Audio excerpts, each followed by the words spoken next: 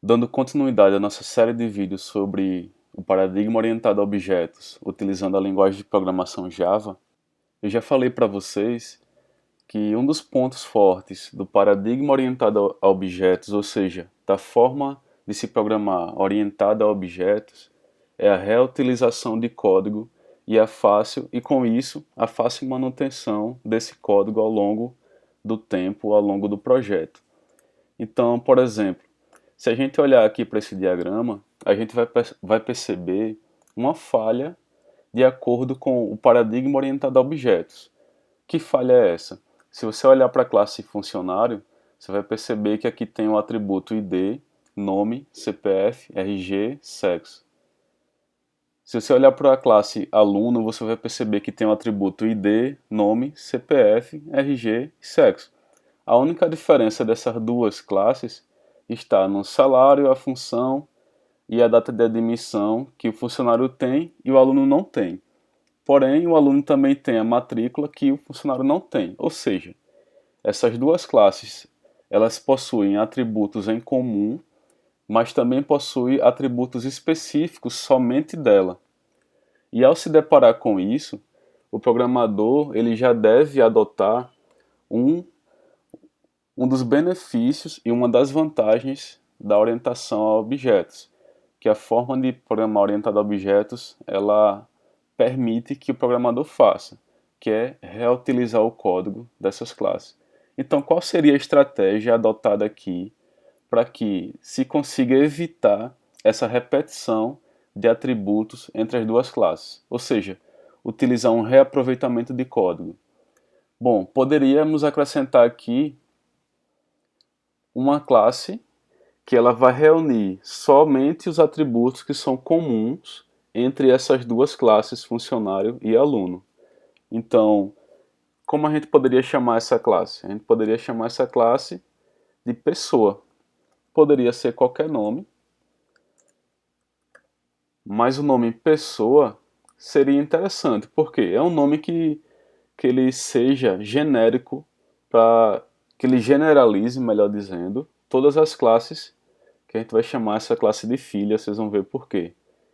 Então a classe pessoa seria um bom nome para representar a generalização entre essas duas classes ou mais, se surgirem aqui outras classes.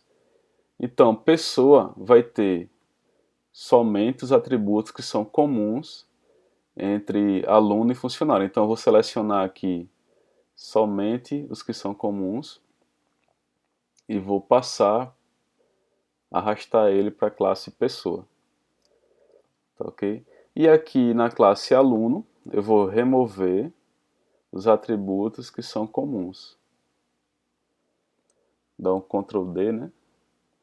Que ele já delete não só aqui do diagrama, mas também aqui. Pessoal, aqui é somente uma ferramenta de desenho, tá certo? O Asta é somente uma ferramenta de desenho, ou seja, de modelagem. Então, não se preocupe assim com os detalhes da ferramenta, porque não é a intenção desse curso abordar, ensinar a ferramenta. Se preocupe principalmente lá no Java, lá no NetBeans. Pronto, então aqui ó, eu destaquei na classe pessoa, eu adicionei na classe pessoa somente os atributos comuns a funcionário e aluno. E removi, opa, falta o ID aqui, né? O ID não foi. E aqui também é uma forma de melhorar o entendimento de vocês. Desenhando assim, melhora o entendimento. Antes de partir para o código, é sempre recomendável você desenhar ou numa folha de caderno, ou utilizando a ferramenta como o Asta, como eu estou utilizando. Existem ferramentas web também que você pode estar modelando, sem precisar instalar nenhum programa. Acredito que tem aplicativos de celular também que você pode modelar. Então tem diversas formas para você, antes de partir para o código, você projetar esse código. Então é isso, pessoal.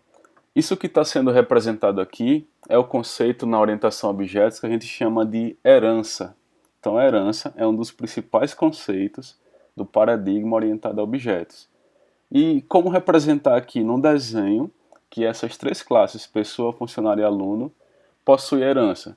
A gente tem que fazer uma ligação entre elas, utilizando o símbolo de generalização. que é uma setinha, que eu vou estar fazendo aqui, apontando para a classe mãe, ou mais tecnicamente falando, apontando para a superclasse. Então veja, já muda o símbolo do relacionamento. Mais uma vez, aqui não é o foco do curso ensinar modelagem, mas isso aqui já dá para adiantar para vocês. A diferença de uma seta normal, que indica uma associação simples entre empréstimo e funcionário, entre empréstimo e aluno e entre empréstimo e livro. Aqui não, é uma associação mais específica, que indica herança. Ou seja, aluno está herdando todos os atributos e, além dos atributos, todos os métodos da classe pessoa. Funcionário também está herdando, por isso esse símbolo aqui. Quando um programador ou qualquer membro da equipe bate o olho nesse relacionamento aqui, nessa setinha, com esse triângulo na ponta, então ele já sabe que existe uma herança entre funcionário e pessoa. Então, funcionário está herdando todos os atributos também e todos os métodos de pessoa. Então veja que agora, no nosso projeto, a gente solucionou o problema da repetição de código. Agora não está havendo mais código. Outra vantagem, como eu falei para vocês, a manutenção do código. Observe que se eu precisar acrescentar um atributo aqui que é comum tanto para aluno como para funcionário, eu vou acrescentar aqui em pessoa. Se ele for comum para aluno e para funcionário, eu vou acrescentar ele aqui em pessoa. Por exemplo, CPF, RG, sei lá, CNH, que é a Carteira Nacional de Habilitação, né? Então, se eu acrescentar aqui, ela vai ficar, significa que CNH também vai ser para funcionário e também vai ser para pessoa. Outra manutenção possível, se eu quiser remover o RG de funcionário e de aluno, agora eu consigo remover em um local apenas. Então, eu vou vir aqui no RG, isso imaginando o código, tá, pessoal? Venho aqui no RG e deleto ele. Então veja, a manutenção ela fica muito mais simples porque ela fica centralizada. E aqui eu estou usando um exemplo com duas classes filhas, ou com duas subclasses, poderia chamar também, ou com duas classes específicas. Então aqui a gente chama de, as classes filhas a gente chama de especialização, e a classe mãe ou a superclasse a gente chama de generalização. Especialização por quê? Porque ela tem atributos específicos às classes filhas. E generalização porque a classe mãe ela generaliza para as filhas tudo que ela tem. Então faz sentido isso até com o mundo real, né? Que é justamente da onde veio a ideia do paradigma orientado a objetos, ou seja, se aproximar do mundo real. Então é isso, eu vou tirar aqui a CNH, vou dar Ctrl Z melhor, né? Pronto, vou deixar assim conforme o que já está lá no nosso projeto NetBeans. Pronto, vou salvar aqui. Nosso projeto já está pronto, o que a gente deve fazer. Então aqui no código, a gente vai fazer a alteração na classe aluno, né? Que é onde sofreu a alteração, e na classe funcionário. Antes disso, eu já vou inserir aqui a classe mãe, ou a superclasse. Vou aqui no pacote model, botão direito, new, java class. Vou adicionar aqui a classe pessoa.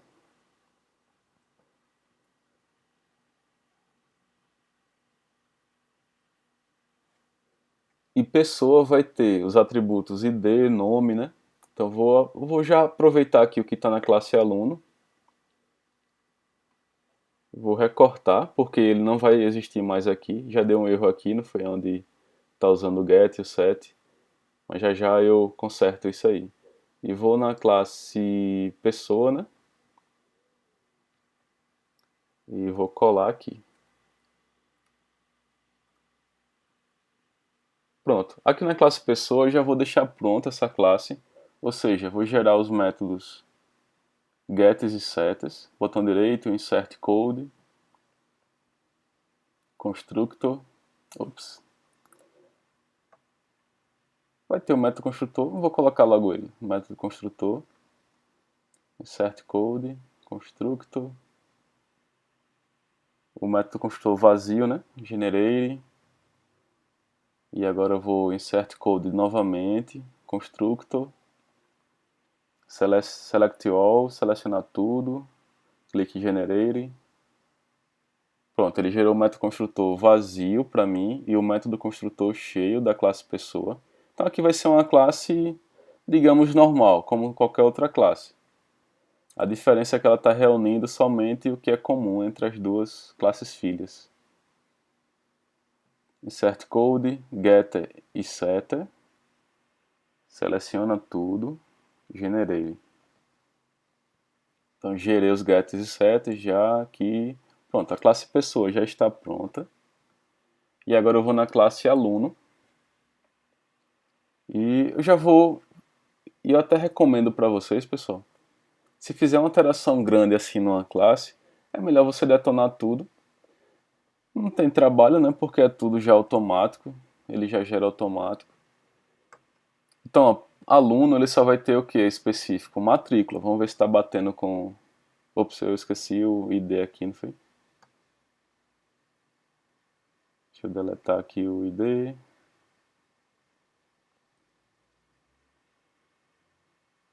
Pronto, deletei o ID de aluno também. E aqui também vai ter só a matrícula, que é a específica do aluno, né? Então vamos lá, método construtor vazio. E antes de gerar o método construtor cheio, os getters e setters, eu já vou informar para você aqui como é que o compilador ele vai saber que o aluno está herdando de pessoa. Como é que ele vai saber que existe esse tipo de relacionamento entre aluno e pessoa? Você consegue dizer aqui, logo em seguida do nome da classe aluno. Então aqui você diz extends pessoa. Então, quando você coloca extends pessoa, significa o quê? Qual é a leitura disso? Você está dizendo que a classe pública aluno, ela é uma extensão, ou seja, ela é um braço de pessoa. Ou seja, ela é uma filha, ela é uma extensão. Pessoa tem tudo o que ela tem, mais o que aluno tem.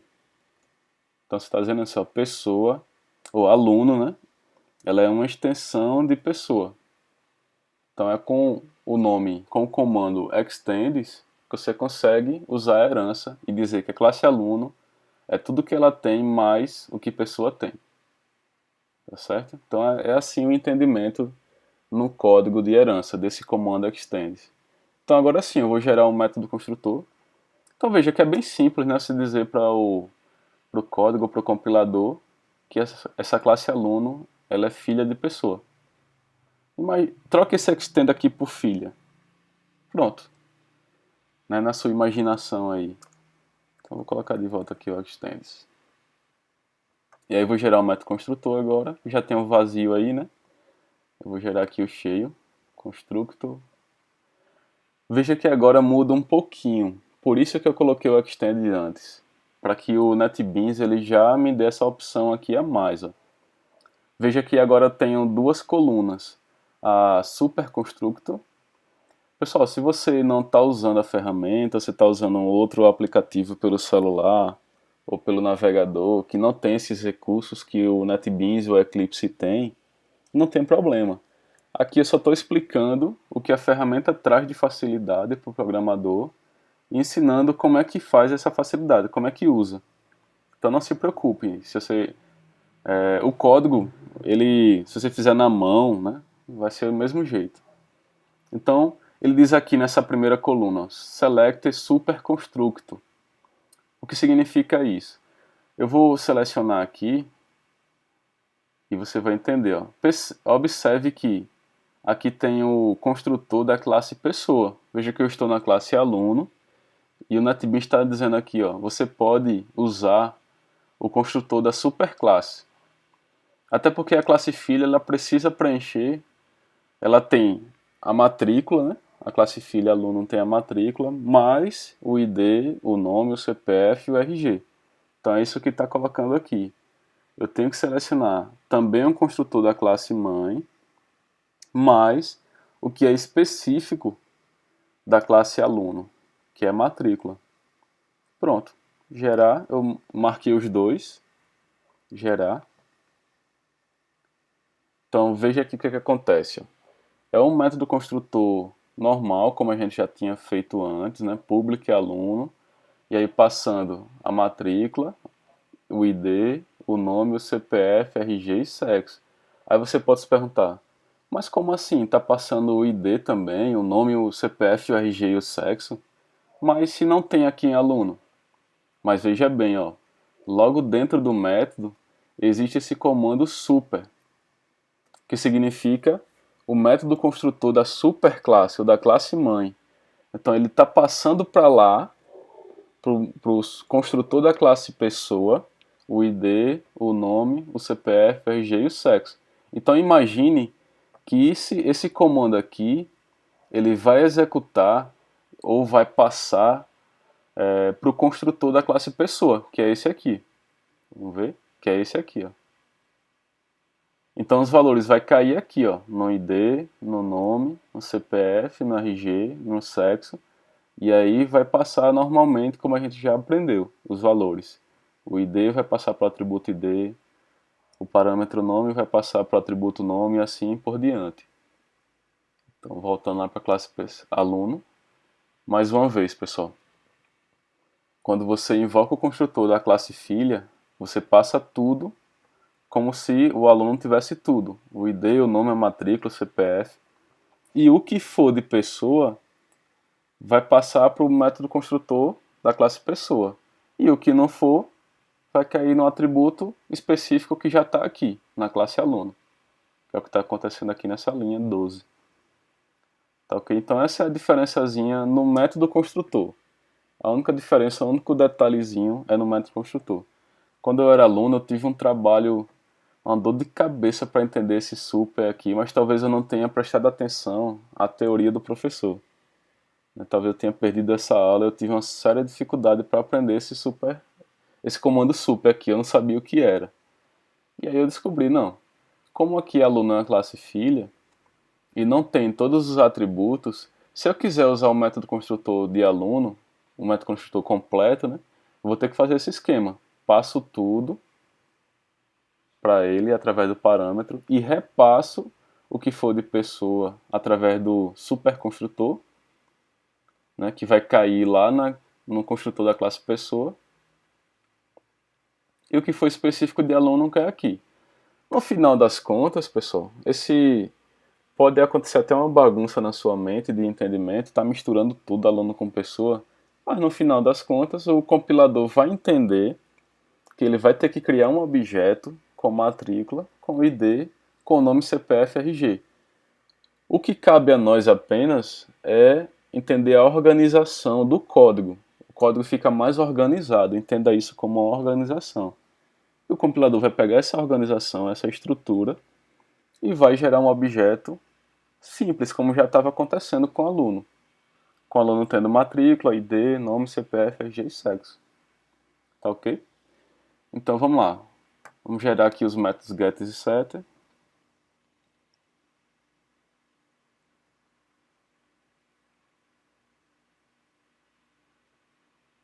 Dessa vez, a gente só tem um get e set de matrícula. Por quê? Porque já existe o get e set lá em pessoa. No final das contas, o compilador não vai reunir tudo, vai juntar tudo em um só, ou seja, em aluno. Então é isso que vai acontecer. Quando eu criar um objeto aluno, o compilador vai criar esse objeto imaginando que aluno e pessoa é uma coisa só. Então veja agora como a classe aluno ela ficou enxuta. Ela ficou bem mais simples. Né? Então é difícil entender o paradigma orientado a objetos porque ele organiza muito o código e essa organização acaba confundindo no início. Mas depois você vai ver que é super tranquilo esse tipo de organização. Pronto, vamos fazer a mesma coisa com o funcionário. O funcionário não vai ter mais o ID e o nome e o sexo aqui, só vai ter o salário, a função e a data da demissão. Eu vou fazer aquela limpa, né, que eu fiz antes, apagando tudo. Se não gerasse automático, eu não faria isso jamais. Mas vamos lá, eu reaproveitaria, né? Então eu vou já deixar aqui o método construtor vazio. eu tenho que dizer para o compilador que o funcionário é uma extensão de pessoa também, ó. Então, estou dizendo aqui, funcionário também herda de pessoas, o que ela tem. Depois, né, uma dica minha, depois é que eu gero o método construtor. O getSet você pode gerar a qualquer momento, mas o construtor cheio, faça antes extends pessoa, porque a ferramenta vai te ajudar na hora de inserir construtor, já abrir essas duas colunas, você seleciona o método construtor da classe mãe ou da superclasse e seleciona todos os atributos específicos de funcionário, gerar. Então ele vai gerar um método construtor que reúne tudo dos dois, de funcionário e de pessoa. E o que for de pessoa, ele vai chamar o método construtor da classe pessoa. O que for da classe filha, classe funcionário, ele vai passar normalmente, como a gente já tinha aprendido, os valores para cada atributo, salário, função e data de admissão. Pronto. Vou gerar aqui os getters e setters.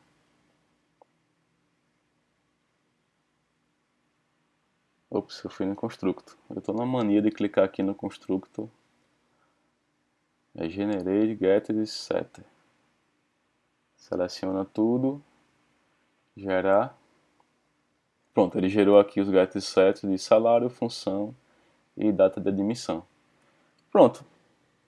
Nosso código, nossa estrutura já está pronta. Ou seja, o que a gente modelou aqui, né, entre pessoa, aluno e funcionário, já está refletido no nosso código.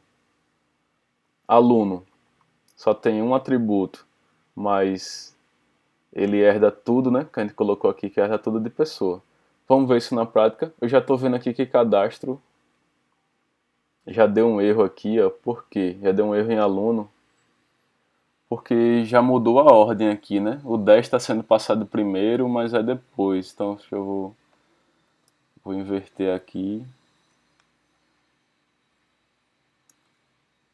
Ah, agora deu certo. O que é que está acontecendo, pessoal? Deixa eu voltar lá para aluno para você ver. Aluno agora é matrícula primeiro e ID antes. Eu posso até inverter isso aqui, não tem problema não, mas já inverti lá no código mesmo. Então vou colocar aqui. Quer dizer, ele está todo modificado nesse método construtor. É matrícula primeiro e não o nome. Então vamos ver aqui. Ah, vou deixar, pessoal. Vocês entenderam, né? Não vou perder tempo com isso não. Afinal de contas eu coloco qualquer valor mesmo sempre. Deixa eu inverter aqui em funcionário também. Que o ID está vindo depois. Ops, não, deixa eu ver lá, funcionário, o que é que está acontecendo. Em funcionário eu tenho salário, né? Função e data.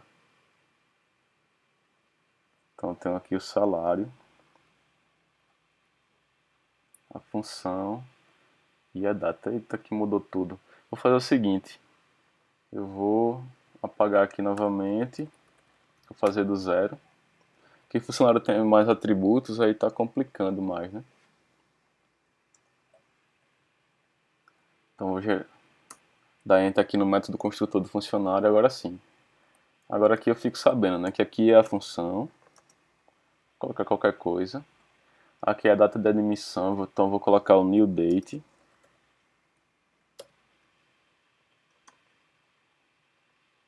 Aqui é o ID, beleza.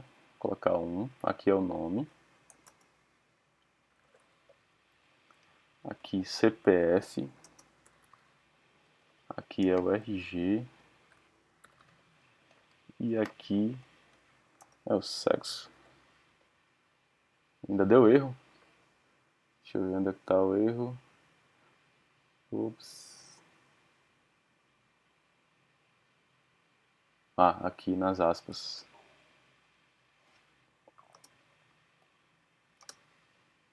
Pronto, agora foi. Então, normalmente, veja que eu estou criando um objeto aqui como já tinha criado, normal. Estou passando os valores para o método construtor. Normal, pessoal. Eu vou fazer um outro teste em outra classe aqui de cadastro. Eu vou gerar aqui cadastro 2, porque esse eu fiz através dos métodos construtores, né? Mas eu vou mostrar para vocês também que eu posso fazer Normal também usando um getSet, usando o método construtor, como eu queira fazer. Então gerar aqui cadastro 2. Eu posso ter duas classes de cadastro, 3, 4 no mesmo projeto, não tem problema. Contanto que tenha o método main, né, para executar, isso é o que importa.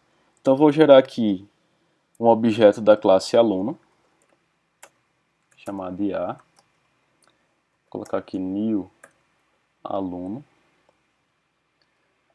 Dessa vez eu não vou preencher o aluno, preencher esse objeto através do método construtor, ou seja, assim que eu dou o comando new, né, assim que é criado o objeto, eu vou criar logo em seguida, vou preencher logo em seguida aqui.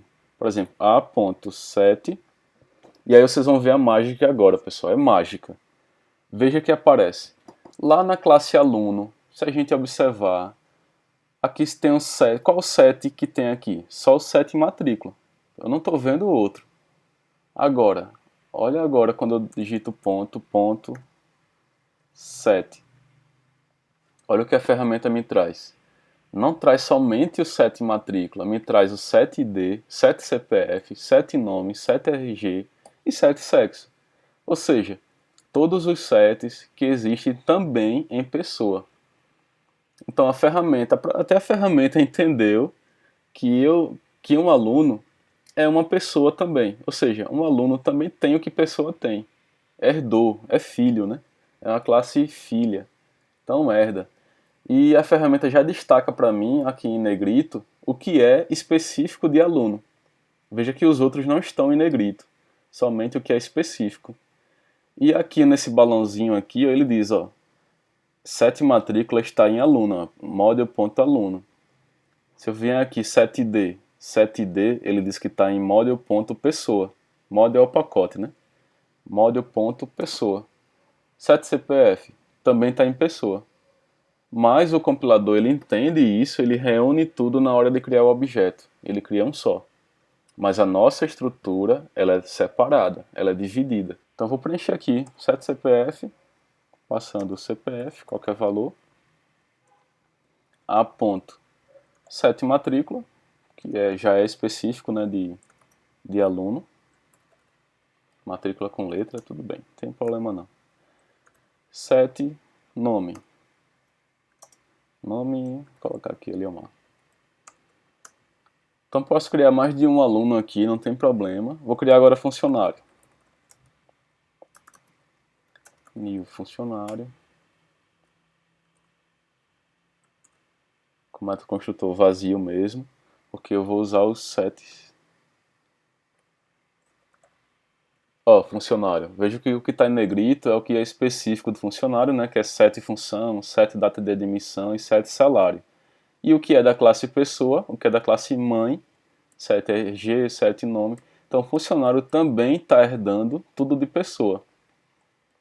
Então, observe que agora eu consigo, na prática, mostrar para vocês que funcionário e aluno estão concentrando o que é comum do seu código, o que é comum entre os dois. Aí eu vou preencher aqui set CPF do funcionário, set nome, sei lá, Rafaela, f.set salário, que é específico, né? Salário. Então veja, o que é específico aqui do funcionário é salário, né? O que é específico do aluno aqui é matrícula.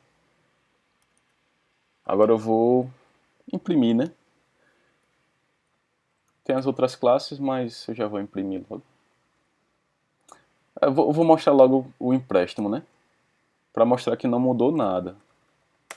Na hora de criar o empréstimo aqui, chamar de emp.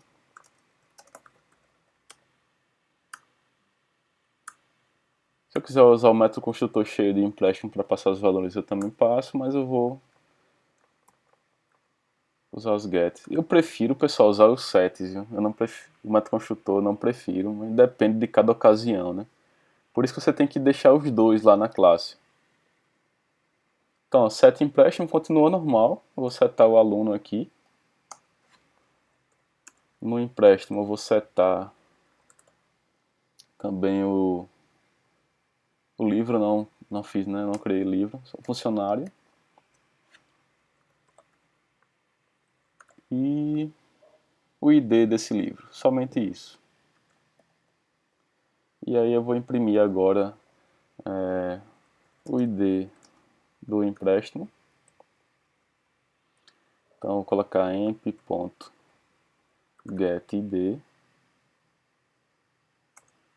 Eu estou pegando aqui o ID do empréstimo, do objeto emp de empréstimo. Vou pegar o nome do aluno. Dá uma afastadinha aqui, né?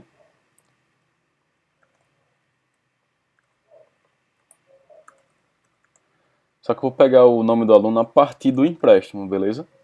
Que é o mais recomendado, porque quando você está no projeto real, é isso que acontece. Porque aqui eu tô... O coração aqui do cadastro é o empréstimo, não é o aluno. Tudo está partindo do empréstimo. Então imagine que aqui é o recibo do empréstimo. Por isso que eu tenho que pegar dele. Porque se eu pegar direto do aluno, possa ser que esse aluno não seja desse empréstimo. Já que eu estou simulando aqui a realidade, né? Que eu quero imprimir um recibo desse empréstimo. Então vou pegar aqui getAluno. Entrei no objeto aluno, que foi passado para esse empréstimo, e vou pegar o nome dele. Pronto, vou pegar também o nome do funcionário que realizou o empréstimo. Ops, nome...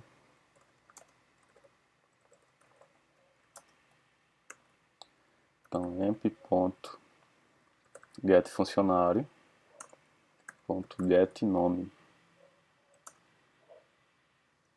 Ok, vamos executar isso aqui. Shift F6 ou então Run File. E vamos ver se vai funcionar, né? Então veja, o restante normal. Na hora de preencher os objetos normal, pessoal, não mudou nada, né? Então ele imprimiu o ID do empréstimo 23, o nome do aluno que realizou o empréstimo é Eliomar, e o nome do funcionário que realizou o empréstimo, Rafaela. Então veja, olhando para essa classe cadastro, mudou alguma coisa? Não mudou, né? Aí você pode se perguntar, e a classe pessoa, eu posso instanciá-la? Ou seja, eu posso criar um objeto dela? Pode. Você pode criar sim. Então, veja que... Só que nesse caso não vai fazer sentido. Por quê? O empréstimo, ele não recebe uma pessoa. Nenhuma outra classe se relaciona com pessoa, mas sim com os filhos. Se a gente olhar aqui para a modelagem, nenhuma classe, a não ser as filhas, se relacionam com pessoa. Se houvesse isso, aí sim, faria sentido criar um objeto de pessoa. Mas aqui a gente vai criar um objeto de pessoa, ele vai ficar morto, né? Porque ele não se relaciona com nenhuma outra. Apenas as filhas, que é funcionário e aluno, se relacionam com o empréstimo. Tá ok? Mas eu vou criar aqui só para que você perceba que é possível. Às vezes acontece do programador, isso aí é assunto para outra hora, de que o programador ele pode dizer, ó, ele pode impedir que pessoa seja instanciada, dizendo que essa classe pessoa ela é uma classe abstrata. Até aqui na modelagem é possível colocar aqui um estereótipo dizendo que essa classe é abstrata. Ou seja, clicando na classe aqui, usando a ferramenta, né?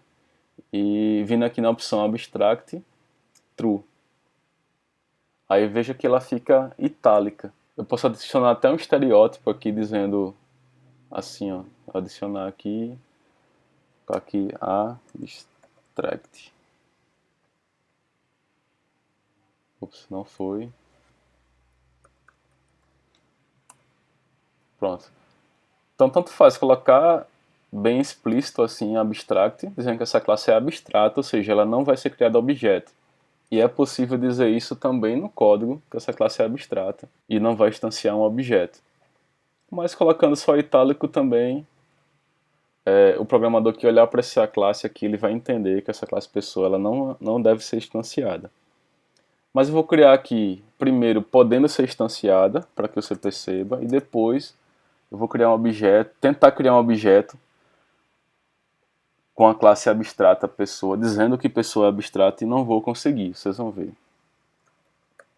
Então aqui eu criei o objeto da classe pessoa. Então veja, não deu erro. Se eu digitar p ponto, ó, aparece os gets, id, get nome. Agora só o que é de pessoa, né? Não aparece os gets da classe filha. Eu posso usar os set também, ó.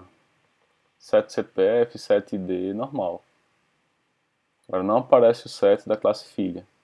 Então a herança é só da filha para mãe, ou seja, das classes específicas e da classe e da superclasse.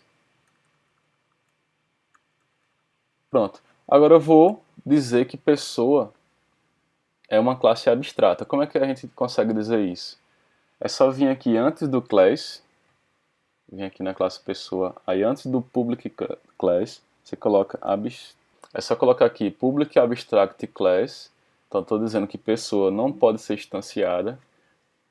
Aí se eu voltar lá em cadastro, ele já dá um erro aqui, dizendo pessoa é abstract. Esse balãozinho aí está dizendo, ó, pessoa é abstracta, não pode ser instanciada. Então veja que não é permitido. Eu posso fazer assim, ó, uma variável do tipo pessoa, aí pode. Agora, criar um objeto de pessoa, aí ele não vai deixar. Olha, ele já dá o erro aí. Então eu estou forçando dessa forma, dizendo que pessoa é abstrata, eu estou forçando, eu ir lá em pessoa, eu estou forçando que o programador ele não consiga criar um objeto dessa classe pessoa. E perceba também, não sei se dá para perceber aí, que fica pequeno aqui, né? Que até o símbolozinho do ícone aqui, ó, da classe pessoa, ele ficou cinza, acinzentado, ele não ficou colorido. Então significando também que pessoa é uma classe abstrata. E eu vou deixar assim mesmo como abstrata, porque é o sentido, faz mais sentido, né? Já que a pessoa não se relaciona com nenhuma outra. Então, pessoal, é isso. Espero que vocês tenham compreendido a questão do conceito de herança.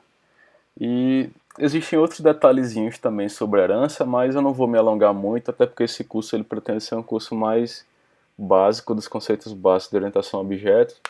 Os detalhes a mais sobre herança a gente deixa para um curso mais avançado, para um curso mais detalhado.